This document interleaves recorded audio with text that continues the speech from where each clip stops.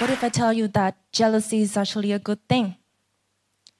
When I was a kid, my mom always told me, "Honey, I would love to see you as a doctor when you grow up." But sometimes it went like, "Accountant would be perfectly fit for you." I don't know, she wanted me to be everything. Anything except for the only thing that took my interest, modeling. I was so obsessed with how gracefully and powerfully the models strut down the international runway. I remember one day I was watching a random YouTube video. I was so amazed by the scenes of Victoria's Secret models with fit bodies, wavy hair, and huge wings. They look godly. And all of a sudden, I realized that this is my dream. This is what I want. I desperately wanted. My heart was set on this, on becoming a Victoria's Secret model. So how to become one of them? I asked myself. I'll Google every requirement needed. So here's what I found. Height, 170 to 185. Checked. Perfect. I'm right in between. Bust, 86. Oh my God, I'm the Victoria that you're looking for. Waist, 61. I was a bit chubby at that time, but gyms and workouts will help, right? So 61 is the can. Hips, well, 90. I was a bit bigger, but they want the hourglass body, so perfect, checked. Small nose, full lips, high cheekbones, all check. Inner beauty? Well, I guess they are talking about personality, right? Well, I am quite well-mannered, so check. Agency. I heard that I have to sign with an international modeling agency. Oh, they have online registration, so it's a can. I just need to send them all of my photos. So it's 1, 2, 3, 4, 5. 5 out of 7? Oh my God, it's already more than a half. I'm so close to where I want to be.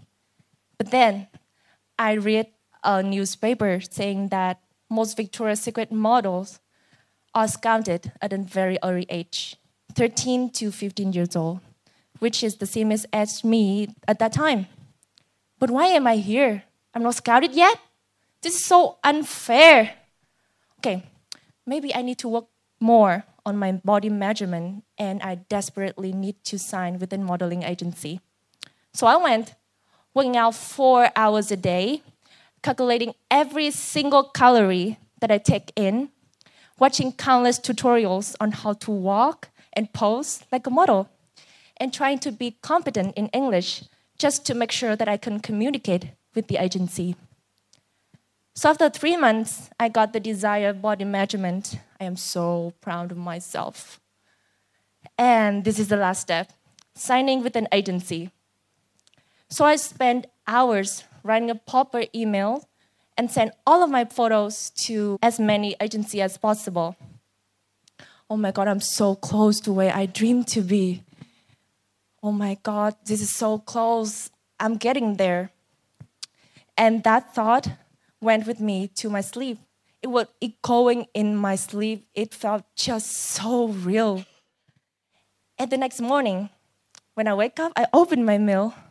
Oh my God, all the mails that I received. I couldn't believe in my eyes anymore. It were bills from my online shopping. And the next morning, no new email.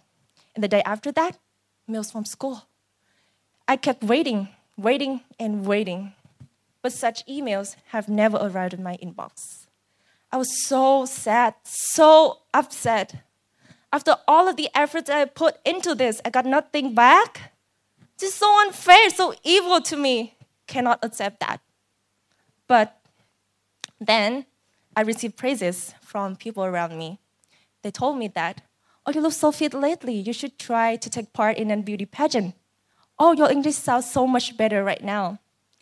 And not until that time did I realize that it was fair. I got something in return. I have better health. I got the body measurement that I wanted at the first place. My English has improved. I got something in return. And finally, it took me to where I am right now, Miss World Vietnam 2019. It's not the exact destination that I wanted at the first place, but it was close, so acceptable. So, however, I did a poll on my social media lately. I was asking if people thought envy was bad or good. So the result is not so surprising. More than 80% of the reply told me that they thought envy was evil. So what is the difference between the jealousy in my case? I was so envious with the young girls winning a spot at Victoria's Secret lineup, and the envy in the thought. So I came up with the two names for them. The first one is evil envy, and the second one is joyful jealousy. Evil envy is when you view those who are superior to you as your enemies. All you want to do to them is bringing them down, playing tricks on them to make them struggle, or even breaking their neck, just to undo their achievements. Imagine having a friend who has better result at school, better performance at school than you, and all you want to do is try to break his hand or do anything just to leave him with no chance of receiving good scores. His failure is your happiness. And you believe that your happiness will increase only if his happiness decreases. On the other hand, joyful jealousy is, instead of hatred, you think of others' accomplishments as motivation, something that pushes you forward and make you strive for. With this kind of mentality, your relationship with envy is a healthy one. Your focus is on yourself, on improving yourself and pulling yourself toward a newer high. So this reminds me of a saying of Nietzsche.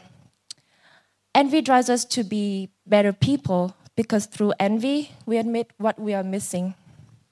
So let's revisit my example. I was so envious of the Victoria's Secret models, of the young girls who win a spot at Victoria's Secret lineup. But instead of letting the negative thoughts and comparisons consume me, I tried to find out what I was missing and work on it to become a better version of myself. So now that you know that envy and jealousy is actually good things and it seasons our life, now you must be wondering how to cook the best dishes with this spice. I know that you get envy looking at the photos of the super rich and famous people on social media, or anyone who is better than you at your crafts. But remember, all that you can see is just the tip of the iceberg. All that you can see is their gains. But what you cannot observe is their pains, the sacrifices, and all the work that they put behind it. For example, it's very easy for you all to see glamorous photos of mine on my social media platforms. But what I'm hiding, what you can never see, is my opportunity costs. They are the sleepless nights, the broken relationships, the deteriorating health, the constant traveling, the flying back and forth, even every single day. So it was quite exhausting, but yeah, I accept it. Now that you have looked at the underlying parts of others, let's take a glance at yourself. As human beings, we always have the tendency to look at others' accomplishments and to compare them with ours, and we tell ourselves, I am not enough. But you should also be introspective and to see, actually, you have already walked a long way. And comparing yourself to more skillful, more talented people at your field and striving to be on par with them, it's just human nature. To deprive yourself of envy is actually losing an important part of ourself, competition. Without it, we can never grow. We can never know that we can be better than who we are right now and that we can never grow. They always say that don't compare yourself to others. Don't be jealous. But please just do.